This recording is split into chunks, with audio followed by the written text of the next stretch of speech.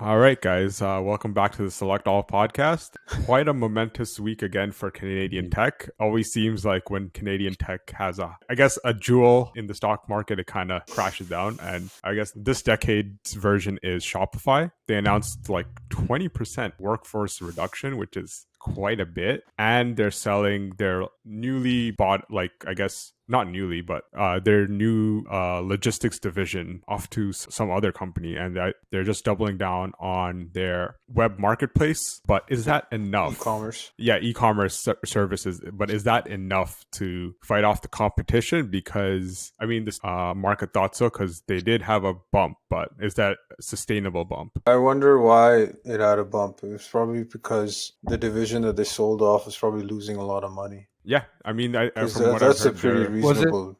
Was it their shipping or logistics division? Yeah. It's the shipping and logistics. That was the whole plan of trying to build warehouses and people storing like the FBA system kind of thing. Yeah. Essentially competing against Amazon. I'm surprised it was like, I thought it was going to do amazing for them, to be honest. Honestly, I thought that it'd be like a moat, because like what Shopify is doing is being replicated by other e-commerce platforms, right, Ali? Like, yeah, there's so many e-commerce platforms out there. Shopify is still like the easiest to kind of get started with. Mm-hmm.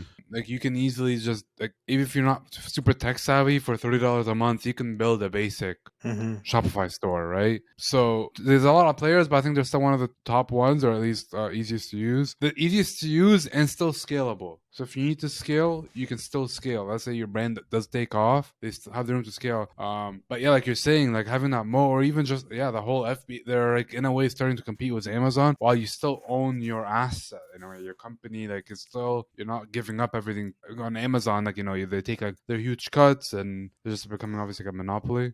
Yeah, like, in your opinion, was it like, should they have kept the logistics division and offer, like, you as someone that like enables other businesses onto the Shopify platform, would having a integrated logistic division have helped, like, now and in the future? So out of our like 4 or 5 clients that are on Shopify, only one of them really could have utilized that network, because a lot of others are like, they have brick and mortar stores. Only one is really strictly like online. They still have a store, so that's basically their warehouse. They don't really need to like, even one of our clients, he's in the mall and he makes a joke about how his mall locations is a warehouse for his like online store. It's just like how much like online sales, like the percentage of the business. Yeah, I don't know. I guess I could see it not making money, I guess, but I really thought it was going to be like a huge success for them, for people to utilize their like network, and being able to do the whole next day delivery, because that's how Amazon is able to compete with next day delivery, because I think they just have those products all scattered all over. Like they have like 5 in like each region, and that's how they can get it to you so fast. Yeah, so I'm just looking at the stock price, and I remember there being a bump. I forgot what it was like. Yeah, so last I'm week looking at it right now. That's a big jump. It went up from like $7 jump. 34%. $7? That's way more than that. It went from like $60 to 84. Are we looking at the same Shopify? You may be. I'm looking at US. You gotta look at the Canadian. Yeah. Really? Look at the US hasn't seen that same jump yet? No, it probably does.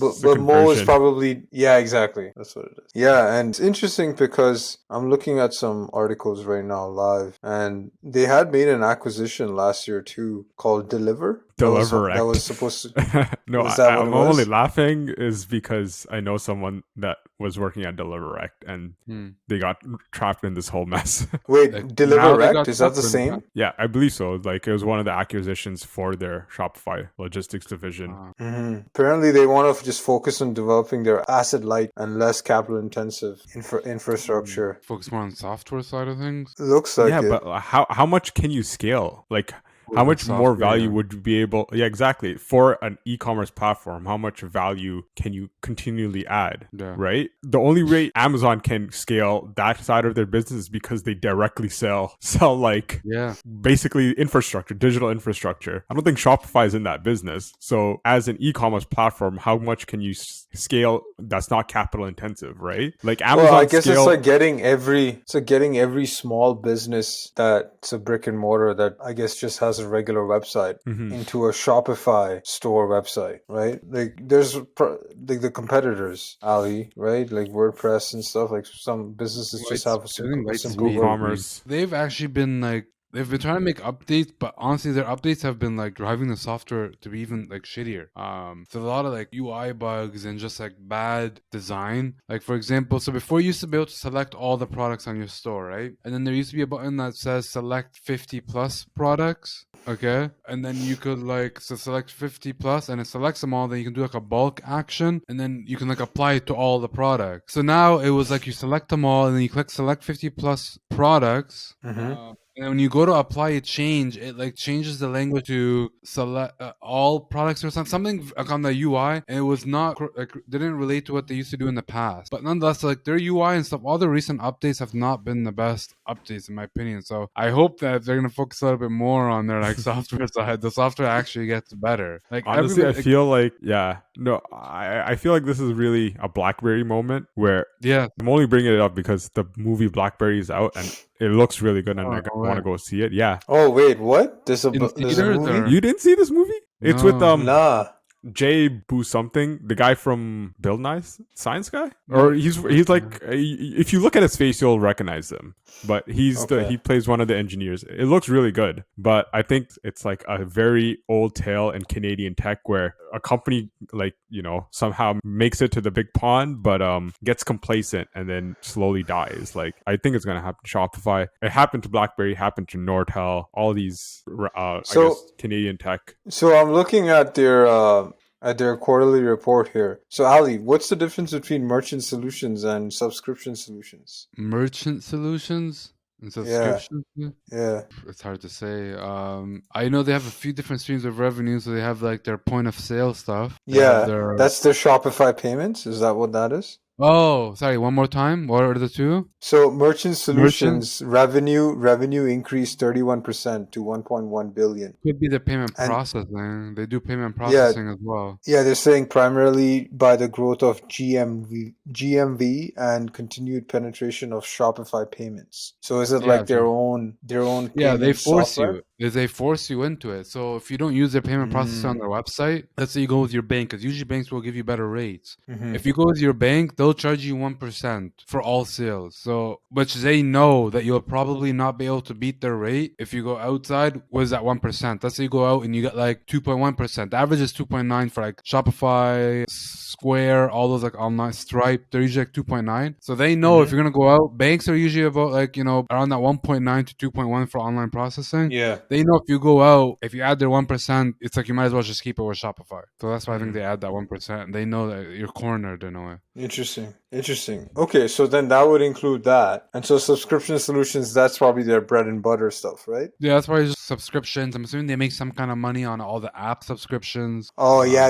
It says right here, variable platform fees and apps. Yeah. Okay, interesting. So the merchant solutions is their main revenue because that was at 1.1 billion. Yeah, that's probably I would say that's probably a good chunk from their payment processing. Yeah, I keep coming back to it. I don't know how it's going to scale. Like the shareholders that bought recently, like, do they expect the price to go up more? Because I don't know. Like, it just seems like it increased because they sold what to them was a cost center, which was the logistics division, right? But at least that would have allowed them to grow in the future. They increased their monthly subscription cost. Yeah, but like I meant shareholders that bought now with this bump, what future growth can they expect to justify them buying it right now? Yeah, I think it will just be it turns into just like a race to the bottom. Like just competing for more small businesses with like the other players like Lightspeed and all the other ones. Yeah, I think they need like you're saying a moat to like why go with Shopify, especially if I don't know, COVID has like the whole like not having a storefront or just needing warehouses. I'm surprised we did end up going a little bit more back in person. But I think they're still going to be continuing to push for a strictly online or less, at least physical stores. And as that push continues, these fulfillment warehouses will be even more important.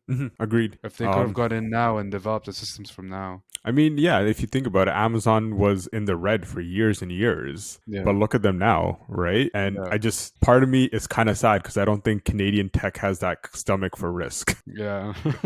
or that capital, but Yeah, it'll be interesting to see where Shopify ends up in the next few years and if they can continue survive. to compete. Even I'm sure they'll survive. I don't know if they'll. But in terms of market share, like I would think that they have a big market share versus the other competitors, though. No, They might not go away, but like I think like most saying like they might just not. How are they going to continue to grow? Like all their current subscribers and stuff, for sure they'll carry them, but like how will they continue to grow? They also introduced Shop, right, which is like it's an app. It lets you basically search all Shopify stores. So you can download like a shop app or go to like shop their website and like let's say you need something like we were talking like C-clamp LED light, right? And it will search all of the Shopify stores for that product. So that with their fulfillment centers is in a way Amazon again with the customer still being having full control or more control over their business because it allows the customers to have like one point of search and discovers more stores. So if they continue to push this and promote this more and have this app, like if people start going to shop app instead of Amazon, like everybody just goes to Amazon now, like first like whatever they need. But imagine you just went to shop to search for whatever it is, like this whole C-clamp mount, right? And then you find all these sellers that have it. It'll be the same sellers that are on Amazon, they just have their own store as well. Yeah, having like that kind of decentralized I guess commerce design would have been really like disruptive to Amazon, where it's like monolithic. But I guess either they're shelving that or they're just never going to pursue it. Yeah. I don't know. Time will tell if that's the right decision. I think me and Ali are in the camp of it's probably not the best long-term decision, but we also don't run the company. Yeah, I wonder how much maybe it is in the reports, like how much they're actually losing on that division. Must have been a lot. Yeah, I wanted to bring that up, but Peter's giving me issues right now, so I'm trying to bring it up on my phone. You guys can keep talking here. Yeah, I don't know. We'll have to. I really have to see where. Or maybe they have another thing in their back pocket that they're about to might pull out after dropping this division. NFT marketplace coming this summer. Can you imagine?